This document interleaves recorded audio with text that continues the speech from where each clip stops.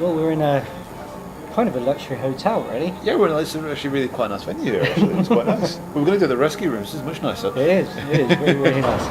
Anyway, Tom from Akarusa Yami, how you doing? Very well, sir. How's yourself? Yeah, not so bad, not so bad. It's been a while. It's been a little while since we last saw you. God, yeah, it's been about 2 years. Yeah. And that was actually at the rescue rooms itself. Yeah, we were playing. Yeah, we were playing with the aliases in the ocean that night. That's it. Yeah, it was us, aliases, the ocean, and textures. I think it was that night. Yes. Yes. I do remember. I've been trying to rack my brains for ages who was the bands on the actual list. Yeah. I just couldn't remember the textures at all. So. To be fair, how many gigs have you actually been to in the last 2 years? You don't want to know. Yeah, there you go. So what's been happening with Akarusa Yami? Yeah, we've in the last year we did fuck all. We didn't do anything. And it was not because we're lazy. It's purely because we did Ouroboros that came out in September 2011. We did a couple of shows, we did Bloodstock and whatnot as well.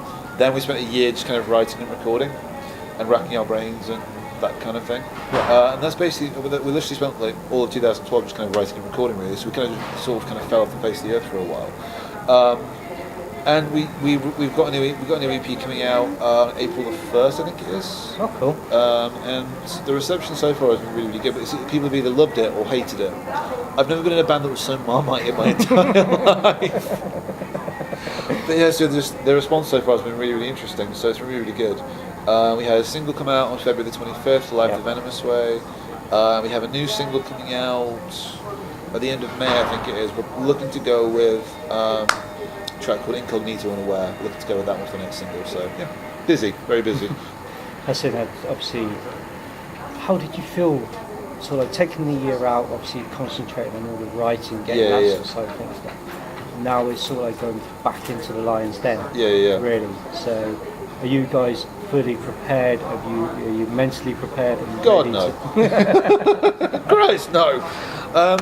We spent in the last year. Lots of stuff happened to the band as people and everything else as well. Since we released the last EP, we had a new keyboard player join. Yeah.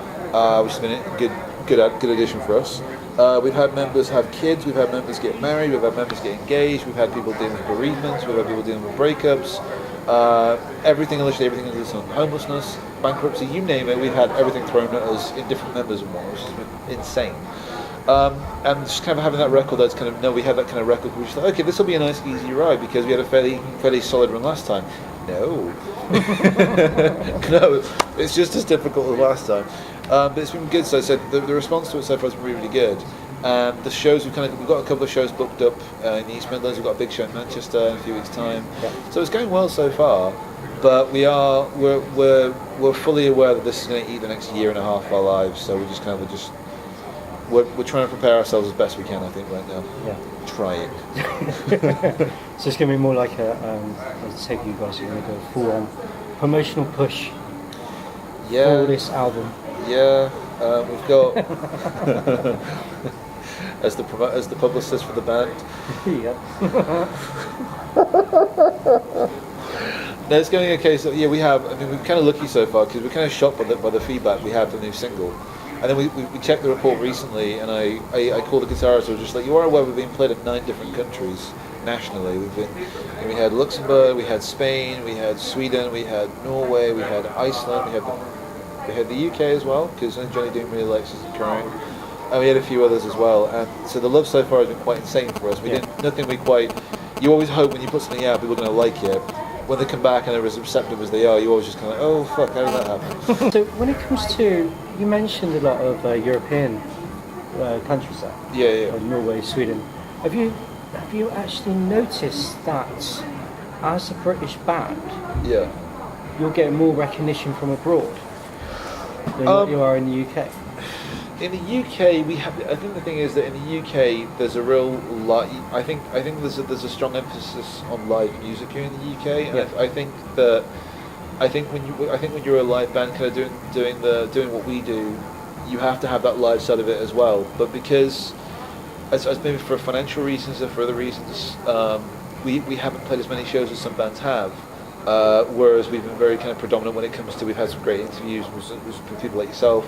The support we've had from people like yourself in the industry has been amazing, but we haven't played as many shows as some bands might have.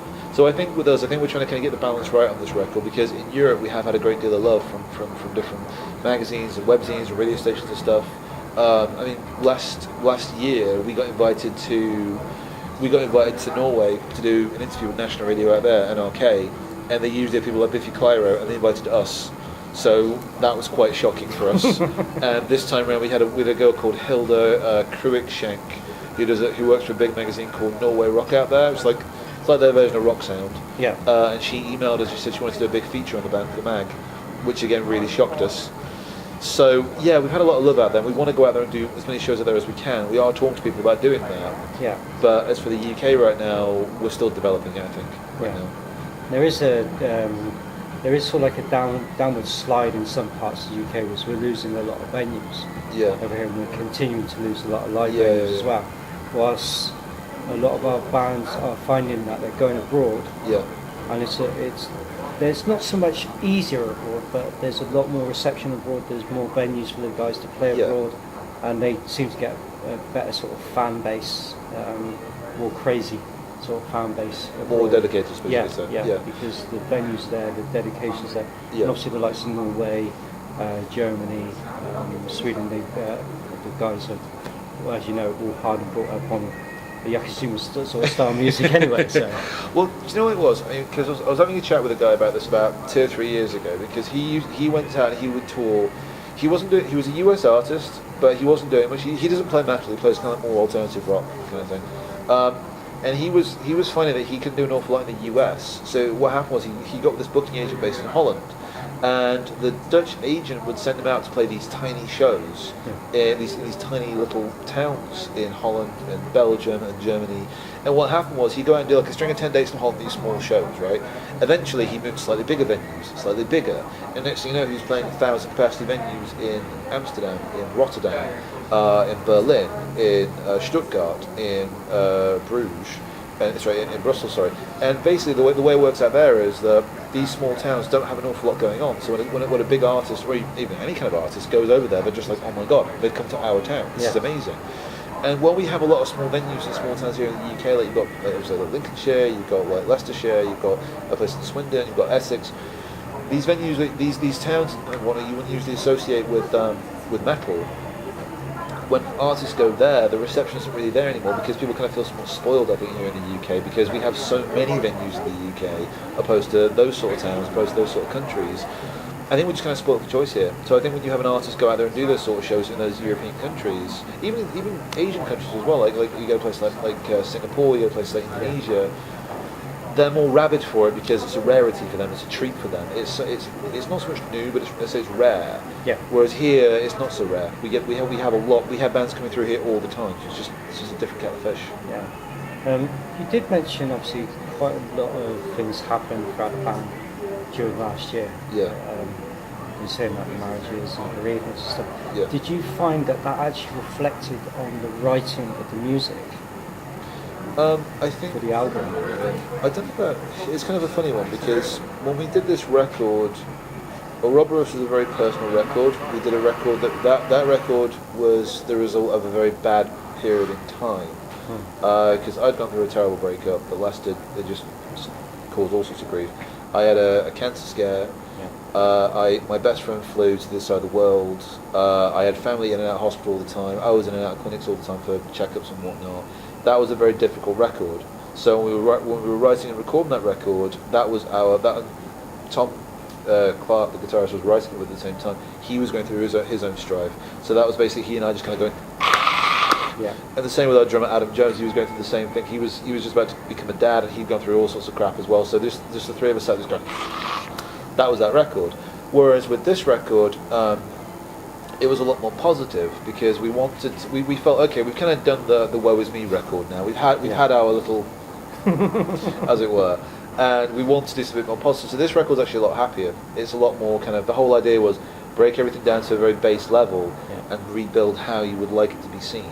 And that's kind of how we saw the whole record. So it's a lot more positive. There's some negative bits in there, but on the whole it's a lot more positive. Let's actually get back to yourself. How long have you been within the industry? I've been in the industry since I was about 15, 16. I started doing like bits of journalism and that sort of thing, like little webzines and stuff.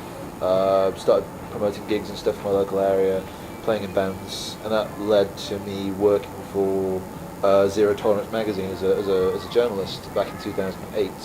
And then in 2009 I started working as a publicist and radio promoter in the UK, so dealing with people like yourself and whatnot.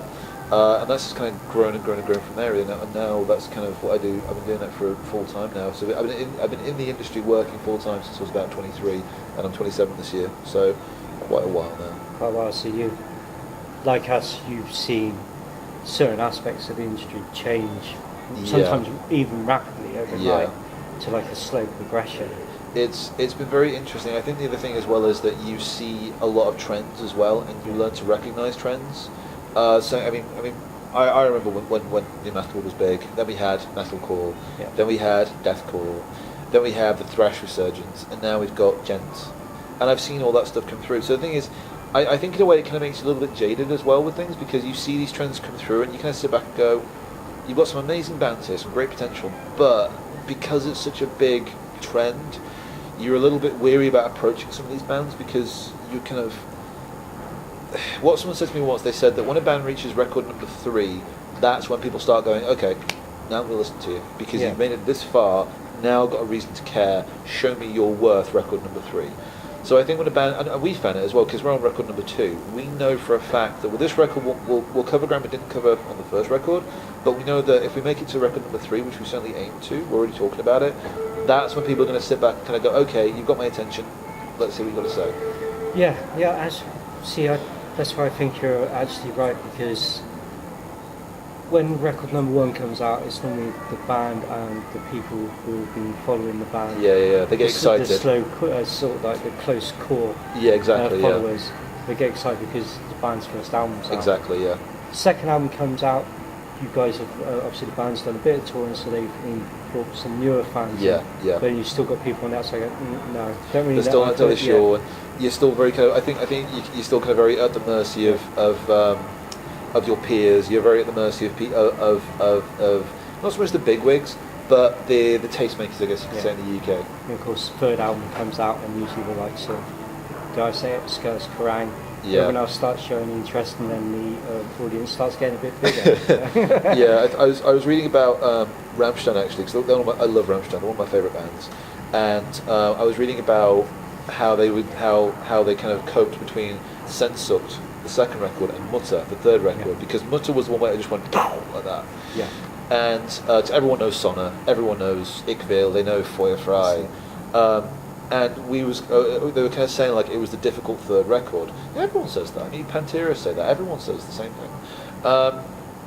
And you kind of sit back and kind of look at that and you go, yeah, it's true. That's a difficult third record. And we've been kind of lucky because Kerrang have actually been really good to us. Johnny Doom's been a big support of ours over Kerrang Radio, which has been amazing. So we've actually had quite a lot of love from those guys.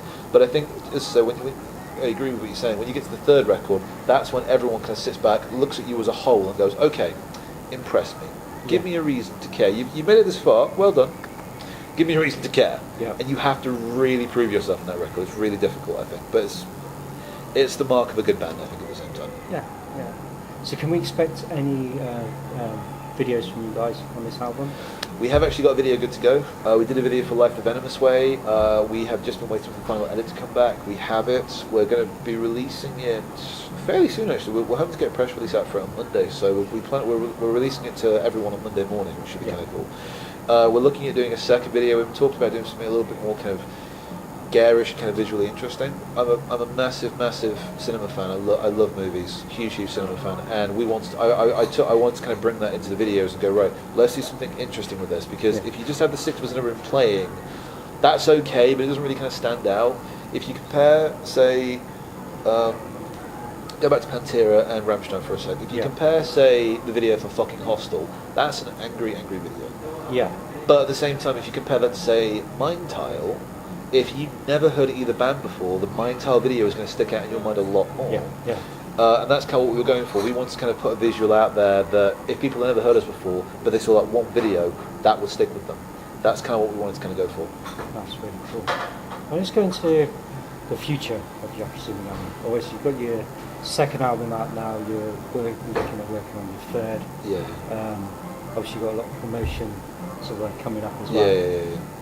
But if you guys could pick any venue, any location in the world, you were on top of the bill. Yeah. Who would you have leading up to your leading up to when so that your support? Jesus, I don't know. We're talking like smaller bands, or we're talking like bigger You're bands? talking. You can. It's smaller bands. It's any band you want. If it's like your mates' bands who are on the same, who are coming up alongside you. Then, I think, Joe, I think there's one or two bands who I'm a massive fan of. Who are kind of, they're not small bands, but they're kind of rising bands. I think the one band I've wanted to play with for a long time, I want to play with Aliases again because they're fantastic. They're really good.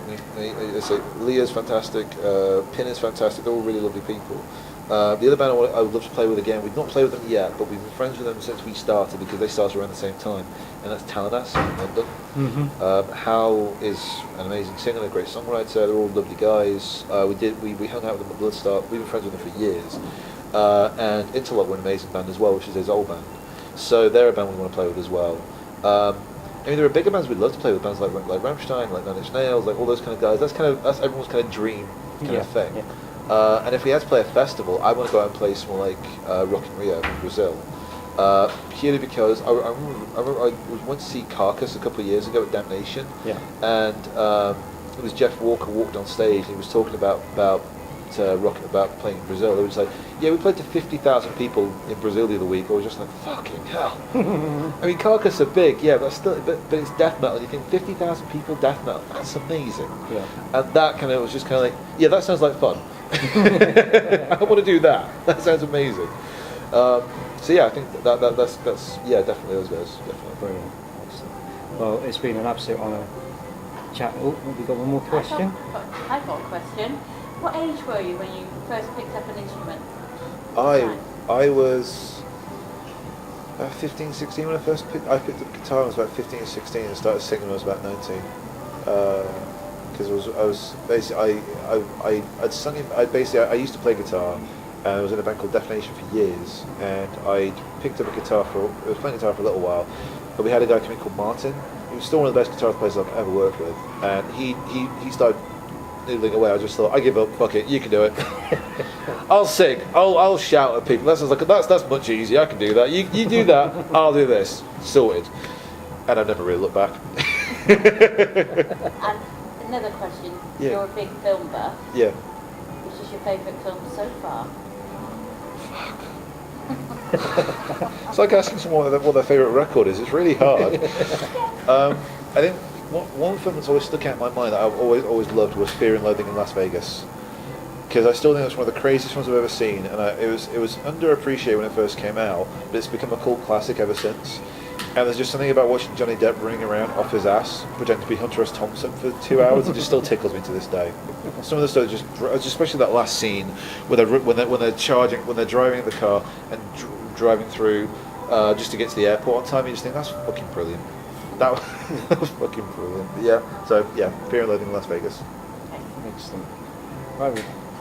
Thank you so much for your time today. It's been a pleasure. Thank you so much. Really looking forward to hearing the full album. And full album.